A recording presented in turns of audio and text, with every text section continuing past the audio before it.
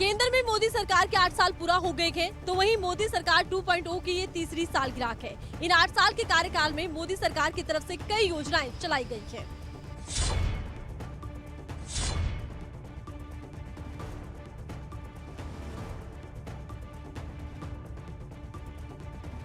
मोदी सरकार ने केंद्र के सत्ता में अपने 8 साल पूरे कर लिए हैं। पिछले 8 सालों में दोनों लोकसभा चुनावों में बीजेपी को पीएम नरेंद्र मोदी के नेतृत्व में प्रचंड जीत हासिल हुई।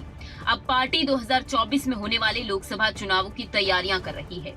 लेकिन 8 साल पूरे होने के मौके पर पीछे मुड़कर देखा जाए तो मोदी सरकार ने कई ऐसे फैसले लिए जिन्हें ऐतिहासिक माना गया। हालांकि इनमें से ज्यादातर को लेकर विवाद भी हुआ और कुछ फैसलों से सरकार की किरकिरी भी हुई। चलिए नजर डालते हैं पिछले 8 सालों में मोदी सरकार के बड़े फैसलों पर। 8 नवंबर 2016 में मोदी सरकार ने नोटबंदी का फैसला लिया। 26 फरवरी 2019 में पुलवामा में बालाकोट एयर स्ट्राइक हुआ। 2016 में पीओके में सर्जिकल स्ट्राइक किया गया। 2017 में तमाम टैक्सों को हटाकर जीएसटी लागू कर दिया गया। साल 2019 में मोदी सरकार ने नागरिकता कानून पारित किया। 5 अगस्त 2019 में आर्टिकल 370 हटाया गया। 2021 में कृषि कानूनों को लागू किया गया और साल 2022 में कृषि कानून वापस ले लिए गए। सरकार के इस 8 साल के सफर में कुछ योजनाएं भी बेहद लोकप्रिय रही। आइए कुछ ऐसी ही योजनाओं के बारे में विस्तार से जानते हैं। जनधन योजना देश के हर परिवार को बैंकिंग सिस्टम से जोड़ने के लिए प्रधानमंत्री नरेंद्र मोदी ने 15 अगस्त 2014 को जनधन योजना की शुरुआत की। उज्ज्वला योजना केंद्र सरकार उज्ज्वला योजना को अपनी सबसे बड़ी उपलब्धि मानती है। केंद्र सरकार उज्ज्वला योजना के तहत गरीबी रेखा से नीचे जीवन यापन करने वाले परिवारों के लिए घरेलू रसोई गैस यानी कि एलपीजी कनेक्शन मुफ्त में मुहैया करवाती है। किसान सम्मान निधि योजना लोकसभा चुनाव 2019 से ठीक पहले पीएम नरेंद्र मोदी ने किसान सम्मान निधि योजना की शुरुआत की थी। पीएम मोदी की इस योजना की तारीफ देश के हर गांव में होती है। इस योजना के तहत सरकार किसानों के बैंक खातों में हर साल 6,000 रुपए जमा करती है। आयुष्मान भारत योजना आयुष्मान भारत योजना केंद्र सरकार का फ्लैगशिप कार्यक्रम है। इस योजना के तहत गरीब रेखा से नीचे यानी कि बीपीएल में आने वाले परिवारों को 5 लाख रुपए तक नकदी रहित कैशलेस स्वास्थ्य बीमा उपलब्ध करवाया जाता है।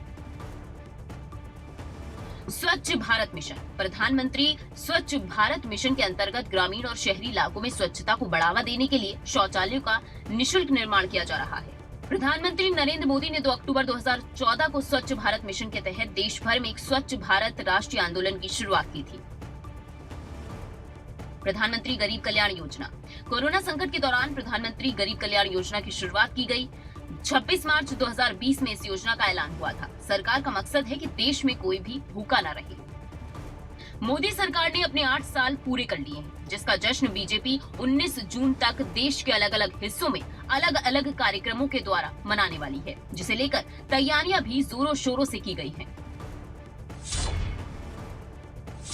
केंद्र में मोदी सरकार के 8 साल पूरा होने के मौके पर बीजेपी की तरफ से कई राज्यों में कार्यक्रमों का आयोजन किया जा रहा है।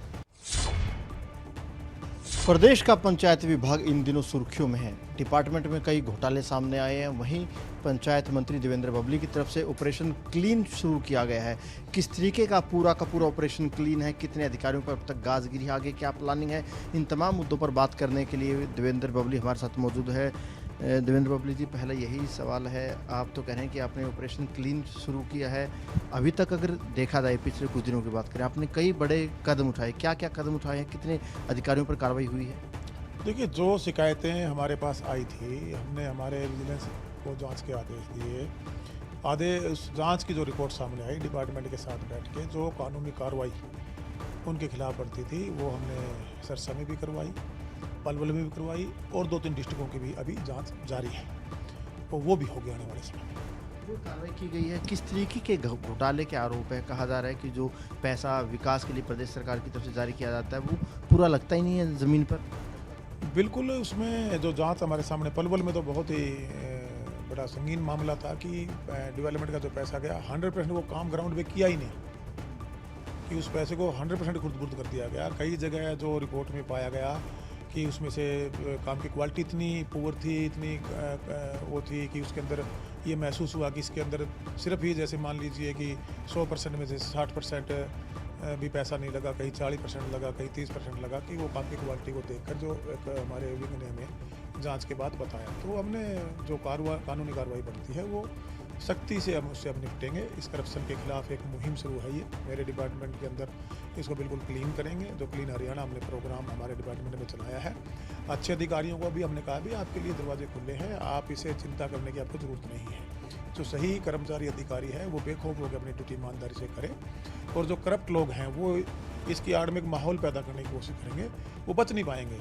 वो कोई उनके आका वो कई इधर उधर घूम रहे हैं, उनके आगे पीछे वो अपने बचाव में इधर उधर जा रहे हैं, वो कहीं नहीं बच पाएंगे, क्योंकि माननीय मुख्यमंत्री जी इस मामले में सख्त हैं और मैं सख्ती से इस पर कार्रवाई करूँगा। राजीव गांधी कहते थे कि 1 रुपया भेजा जाता है, 15 पैसे नीचे तक पहुंचते हैं, और आप भी कुछ आंकड़ा रख रहे हैं डिपार्टमेंट में। अगर देखा जाए पलवल की बात करें, सिरसा की बात करें, वहाँ पर भी 3 दर्जन से ज़्यादा अधिकारी है। कुल पिछले दिनों 50 के करीब अधिकारियों पर कार्रवाई हो चुकी होगी।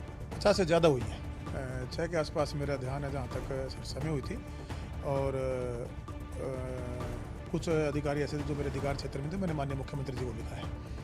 और यहाँ पर तो शायद 5-6 दर्जन से भी ज़्यादा हो, उसकी डिटेल अभी बन रही है, उन पर के भी FIR और जो भी कानूनी कार्रवाई रिकवरी के लिए बन। 2 जिलों की बात हुई, जो पैसा विकास के लिए जाता है, काम होते नहीं है पंचायतों में, काम दिखा दिए जाते हैं, करप्शन कर लिया जाता है। बाकी हरियाणा का क्या हाल है, वहाँ पर कहाँ कहाँ जाँच हो रही है? नहीं, देखिए 100% आप, मैंने पहले भी कहा आपको, या सारा हरियाणा में ऐसा नहीं है, ये पर्टिकुलर कुछ ही लोग हैं, एक सिंडिकेट है, कोई 5-7% लोग होंगे, वो बदलियां भी अपने लेवल पे करा के फिर वो पैसा जहां उनको दिखता है उस पैसे को खाने की मंशा से, खुर्द-बुर्द करने की मंशा से पहुंच जाते हैं। और ये ज़्यादा मैं नहीं कहूँगा, ये कुछ ही जगह पे ये हमारे संज्ञान में है, और उन पर सख्ती से हम निपटेंगे, सख्त कार्रवाई उस पर की जाएगी। पंजाब की बात करें, पंजाब में एक मंत्री 1% कमीशन को लेकर जेल की हवा खा चुके हैं। यहाँ पर जो कमीशन है वो कई गुना ज़्यादा है।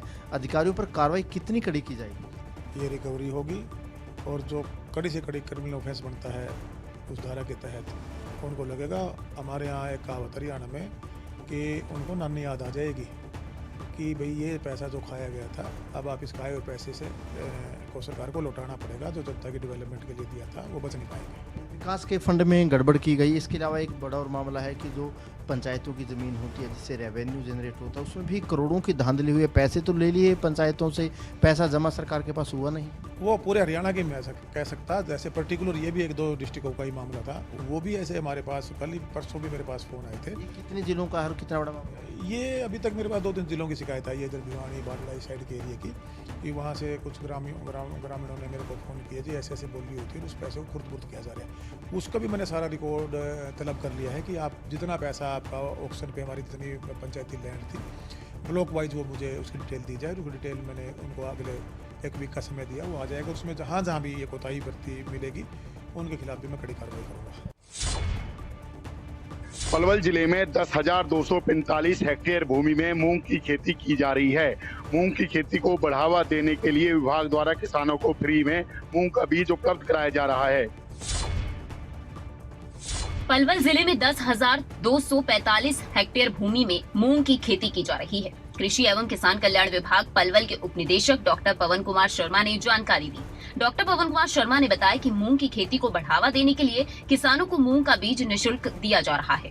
साथ ही उन्होंने किसानों से ज्यादा मूंग की खेती करने की अपील की है। सर, मूंग के लिए भी हमारे पास अभी तक 10,945 हेक्टेयर के आसपास का एरिया किसानों ने मूंग की बिजाई की है, और अब जो खरीफ के सीज़न के लिए भी मूंग का बीज आ चुका है, जो किसानों को मिनी किट उपलब्ध करवाएंगे फ्री ऑफ कॉस्ट। मेरा किसान भाइयों से यही अनुरोध है कि अब जो किसान भाई मूंग की बिजाई करेंगे वो मेरा पानी मेरी विरासत के अंतर्गत अपनी फसल रजिस्टर्ड कराएं, ताकि 7,000 रुपये का अनुदान किसानों को मिल सके। डॉक्टर पवन शर्मा ने अपील करते हुए कहा है कि किसान मूंग की खेती करें और मेरी फसल मेरा ब्यौरा पोर्टल पर अपना पंजीकरण करवाएं, ताकि किसानों को अनुदान राशि डीबीटी के माध्यम से प्रदान की जा सके। किसानों को जागरूक करने के लिए पलवल, होडल, हथीन और हसनपुर ब्लॉक में कैंप भी लगवाए जा रहे हैं। इस स्कीम को प्रमोट करने के लिए किसानों को जागरूक करने के लिए होडल, हसनपुर, अथीन और पलवल में आत्मा स्कीम के तहत जागरूकता शिविर लगाए जा रहे हैं ताकि ज़्यादा से ज़्यादा किसान अपने आप को रजिस्टर करवा सकें। पलवल जिले में पिछले साल 8,000 हेक्टेयर भूमि में मूंग की खेती की गई थी। इस साल जिले में 10,245 हेक्टेयर भूमि में मूंग की खेती की गई है। खरीफ सीजन में मूंग की खेती करने के लिए किसानों को मूंग के बीज निःशुल्क प्रदान किए जा रहे हैं ताकि किसानों को इसका फायदा मिल सके। सरकार किसानों को नई तरह की खेती करने का विकल्प दे रही है ताकि किसानों की आमदनी को बढ़ाने के लिए उन्हें नए तरीके मिल सकें। करनाल के बस्तारा टोल प्लाजा से पकड़े गए चारों आतंकियों की जांच अब एनआईए करेगी। एनआईए देश की सबसे बड़ी इन्वेस्टिगेशन एजेंसी है और इस मामले में कई और खुलासे होने की उम्मीद है। गृह मंत्रालय ने अब चारों आतंकियों के मामले की जांच एनआईए को सौंप दी है। फिलहाल गुरप्रीत और अमनदीप पंजाब पुलिस के पास प्रोडक्शन वारंट पर हैं, वहीं परमिंदर और भूपिंदर करनाल जेल के अंदर बंद हैं। आपको बता दें कि कुछ दिन पहले करनाल के बस्तारा टोल प्लाजा के पास विस्फोटक सामग्री के साथ 4 आतंकी पकड़े गए थे। इन्हें विस्फोटक सामग्री पाकिस्तान से रिंदा भेजता था और उसके बाद ये विस्फोटक सामग्री को अलग अलग जगह पहुंचाते थे।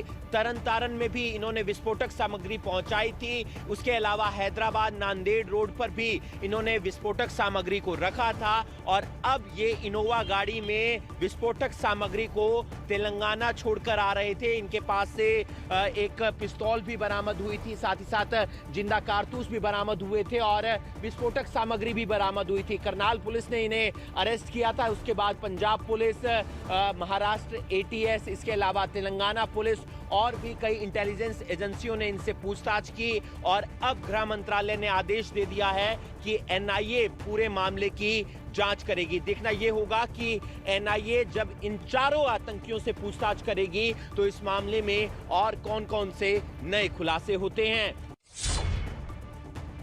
फरीदाबाद में पुलिस ने एक लापता बच्ची को न सिर्फ ढूंढा बल्कि उसके परिवार से भी मिलवाया। पुलिस की सफलता के चलते पुलिस की सराहना की जा रही है।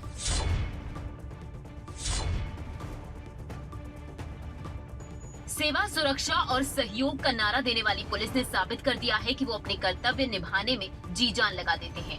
दरअसल फरीदाबाद पुलिस ने ओखला से गायब हुई एक मंदबुद्धि बच्ची को उसके परिजनों से मिलवाया।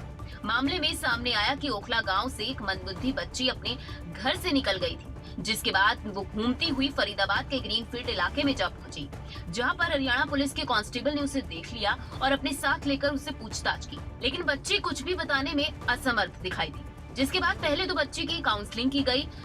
इसके बाद पुलिस ने बच्ची का वीडियो बनाकर सोशल मीडिया पर वायरल किया और पुलिस को सफलता हाथ लगी। वीडियो बच्ची के परिजनों तक भी पहुंचा और बच्ची के परिजनों का फोन पुलिस के पास आया। इसके बाद फरीदाबाद पुलिस ने बच्ची को परिजनों के हवाले कर दिया। हमारी टीम ने और जिला पुलिस ने इसको रेस्क्यू करके उसमें छोड़ा, ये CWC माध्यम से SOS में छोड़ा, जहां हमने कल जाकर के बच्ची की काउंसलिंग की। बच्ची कुछ बोल नहीं पा रही थी तो उसकी 1 मिनट की वीडियो बना करके हमने सोशल मीडिया के माध्यम से बच्ची को ग्रुपों में डाला और जिससे इसके परिवार का हमारे पास फोन आया कि ये बच्ची हमारी है, तो हमने इसके परिवारजन को आज बुलाया है और CWC के माध्यम से बच्ची को परिवार के हैंडओवर कर दिया। गौरतलब है कि पुलिस ने बच्ची को उससे बिछड़े परिवार से मिलवाने के लिए सोशल मीडिया का सहारा भी लिया। न सिर्फ इलाकों और थानों को खबर दी गई बल्कि सभी ग्रुप्स में वीडियो को भेजा गया। नतीजा रहा कि लापता बच्ची को उसका परिवार मिल गया। बच्ची के परिजन पुलिस का आभार जताते हुए पुलिस की जमकर सराहना कर रहे हैं। वहीं पुलिस ने जिस तरह से सोशल मीडिया के सहारे लापता बच्ची को उसके परिवार से मिलवाया वो वाकई सराहनीय है। नूंह के पिंगवा थाना इलाके से एक दहेज हत्या का मामला सामने आया है। हैरान करने वाली बात यह है कि 8 महीने की गर्भवती महिला की हत्या की गई है। पिंगवा थाना एरिया के जठाना गांव में दहेज के लालच में एक गर्भवती महिला की हत्या कर दी गई। नीमका गांव निवासी अब्दुल अजीज ने पुलिस को दी शिकायत में बताया कि उसकी बहन वकीला की शादी इमरान के साथ हुई थी। आरोप है कि ससुराल के लोग शादी में मिले दहेज से खुश नहीं थे, इसीलिए पीड़िता से ज्यादा दहेज में बुलेरो गाड़ी और 2 लाख रुपए की मांग करते थे। मांग पूरी न होने पर उसके साथ मारपीट कर घर से निकाल देते थे। परिजनों का आरोप है कि आरोपियों ने उनकी बहन को करीब 3 महीने पहले मारपीट कर घर से निकाल दिया था। 8 महीने की गर्भवती होने के बाद उन्होंने पीड़िता को 17 मई को उसके ससुराल गांव जहटना भाई के साथ भेज दिया। एक दिन ससुराल से फोन आया कि वकीला की तबीयत ज्यादा खराब है, जिसके थोड़ी देर बाद मृतका के जेठ ने बताया कि वकीला की मृत्यु हो चुकी है। जांच अधिकारी सुभाष कुमार ने बताया कि शिकायत के आधार पर मृतका के शव को कब्जे में लेकर पोस्टमार्टम के लिए जिला अस्पताल भिजवा दिया गया है। शिकायत के आधार पर पति, सास और जेठानी समेत 5 लोगों के खिलाफ मामला दर्ज कर लिया गया है। फांसी लगानी बयान हुई है, इसमें मामला दर्ज कर लिया। विभिन्न धाराओं के तहत इन्वेस्टिगेशन जारी है। पोस्टमार्टम के बाद जैसी रिपोर्ट होगी और जो तफ्तीश में आएगा उसके अनुसार कार्रवाई अमल में लाई जाएगी और निष्पक्ष कार्य होगा। ये पीछे से नीमका गांव की लड़की थी, ये अपना जहटाना गांव में इसकी शादी की हुई थी। घर वालों का आरोप है अभी इसके जो ससुराल वाले थे वो दहेज मांगते थे और उसी कारण उन्होंने इसकी हत्या की है। और इस बारे में जो भी जाँच चल रही है, जैसे भी इसमें पाएगा उसके अनुसार कार्रवाई। मृतका के परिजनों की शिकायत के आधार पर पुलिस की तरफ से मामला दर्ज किया गया है, तो वहीं शव को पोस्टमार्टम के लिए भिजवाया गया है। पोस्टमार्टम रिपोर्ट के बाद ये साफ होगा कि हत्या किस तरह की गई। 22 मई परशुराम जयंती से बरावर गांव से अब तक चर्चा में रहे रोहतक से सांसद डॉक्टर अरविंद शर्मा आखिर क्यों भाजपा से नाराज हैं, इस पर हम चर्चा करेंगे। सर, अचानक से आपका ये रूप देखने को मिला है, वो भी भाजपा के खिलाफ, क्यों? पार्टी के खिलाफ नहीं, मैंने फिर बोल रहा हूँ, भारतीय जनता पार्टी के खिलाफ नहीं है।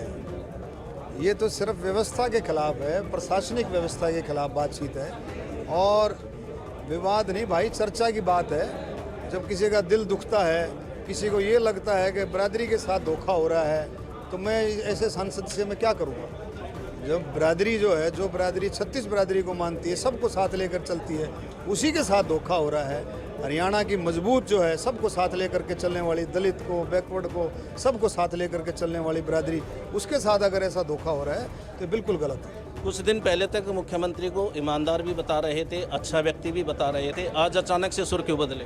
देखिए, ऐसा है, कई बार ऐसा होता है कि सिस्टम का नहीं पता लगता, कई बार सिस्टम का नहीं पता लगता, आजमाने से पता लगता है। अब मैंने इस काम में जब आजमाया जो कि सामूहिक काम के लिए, संस्था के लिए जो ज़मीन है, संस्था की ज़मीन में इतना द्वेष, संस्था के लिए को पर्सनल को ज़मीन थोड़ी मार, वहाँ कॉलेज बनेगा, हॉस्पिटल बनेगा, बस संस्था लोगों के काम आएगा, 36 बरादरी के काम आएगा, पूरे हरियाणा के काम आएगा। ऐसी बातों में भी द्वेष है तो वो इंसान का मैं क्या कहूँ। अब क्या आपके अनुसार मुख्यमंत्री भी चाहते हैं कि ब्राह्मणों को उनकी ज़मीन ना मिले? अरे भाई मिल, आप समझे नहीं है, वो कह रहे देंगे, संस्था की ज़मीन कब देंगे, आप समझे नहीं। अरे वायलेशन कर रहे हैं हर एक चीज़ का, इतना बड़ा द्वेष कर रहे हैं। अफसर कह रहे हैं, मुख्यमंत्री कह दे हम शाम तक चिट्ठी दे दें, लेकिन मुख्यमंत्री ने कहा भाई धीरे चलो, देंगे, अभी नहीं देंगे। ये क्या अभी क्यों नहीं देंगे, अभी का क्या मतलब अभी? तो आपने कहा दम देखना चाहती है सरकार, देखना चाहती थी ना, देख लिया 22 तारीख को देखा ना, दम देखना चाहती, झगड़ा चाहती थी, पाटच चाहती थी, मार काट चाहती थी, यही चाहती थी कि बीजेपी से अलग करना चाहती है लोगों को, जो कि उसके समर्थक हैं, जो उसके समर्थक हैं, वोटर हैं। चलो, मुख्यमंत्री से बात हुई आपकी? होती रहती। तो ये थे रोहतक से भाजपा के सांसद डॉक्टर अरविंद शर्मा, जो मुख्यमंत्री के खिलाफ भी खुलकर बोल रहे हैं। साल 2010 की बाढ़ किसे याद ना होगी। इस बाढ़ में काफी ज्यादा नुकसान हुआ था और खास तौर पर बात अगर यमुनानगर के हत्तीकुंड बैराज की जाए तो यहाँ पर भी काफी ज्यादा नुकसान हुआ था। यमुनानगर में हरियाणा, हिमाचल, उत्तराखंड सीमा पर स्थित हथिनी कुंड बैराज का निर्माण 9 जुलाई 1999 को तत्कालीन मुख्यमंत्री चौधरी बंसीलाल ने करवाया था। ये बैराज रिकॉर्ड 3 साल में तैयार करवाया गया था। 1999 के बाद लगातार आने वाली बाढ़ से इस बैराज का रिवर बेड लगातार नीचे जा रहा है। साल 2010 में आई बाढ़ से इस बैराज के नीचे ताजेवाला का स्ट्रक्चर बह गया था। इसके बाद बैराज का बेड और नीचे चला गया। 1999 में जब इस बैराज का निर्माण हुआ था, उस समय इसका रिवर बेड 329 मीटर पर था, जबकि इस समय ये 14 मीटर नीचे यानी कि 310 मीटर पर है। अगर ये 4 मीटर और नीचे आ जाता है तो बैराज को खतरा पैदा हो जाएगा। अब बैराज में 550 मीटर नीचे एक सबमर्सिबल वेयर बनाया जाएगा। इसे सेंट्रल वाटर कमीशन डिजाइन कर रहा है। जैसे ही ये डिजाइन तैयार हो जाएगा, सिंचाई विभाग इस पर काम शुरू कर देगा। आने वाले दिनों में मॉनसून सीजन भी शुरू होने जा रहा है, जिसके बाद बैराज को बचाने का काम अगले साल ही शुरू हो पाएगा। सिंचाई विभाग के सुपरिटेंडेंट इंजीनियर RS मित्तल का कहना है कि अगले 2 महीने में सेंट्रल वाटर कमीशन की रिपोर्ट मिल जाएगी। इसके बाद अगले सीजन से पहले ही काम शुरू कर दिया जाएगा। बारे में विभाग पूरी तरह सिंसियर है और पिछले 1 साल से लगातार 1-1.5 साल से हम इस पे काम कर रहे थे। हमने ये क्योंकि Hathnikund barrage central water commission ने डिज़ाइन किया था, तो सेंट्रल वाटर कमीशन के पास हम इस समस्या को लेकर गए थे।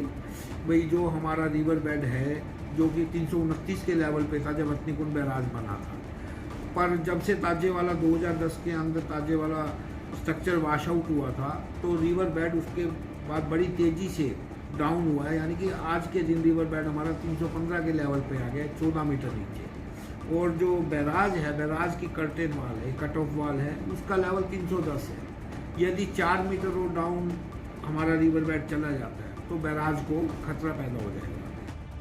बैराज का रिवर बेड तेजी से नीचे आने के कारणों को लेकर RS मित्तल का कहना है कि जब यमुना में पानी आता है तो उसकी स्पीड बहुत ज्यादा होती है। उसमें बड़े बड़े पत्थर बहकर भी आते हैं जो रिवर बेड को नुकसान पहुंचाते हैं। इसी तरह साल 2010 और 2019 में हैवी फ्लड आने से बैराज की सुरक्षा में लगाए गए बड़े बड़े ब्लॉक बह गए थे, जिससे बैराज को नुकसान पहुँचा।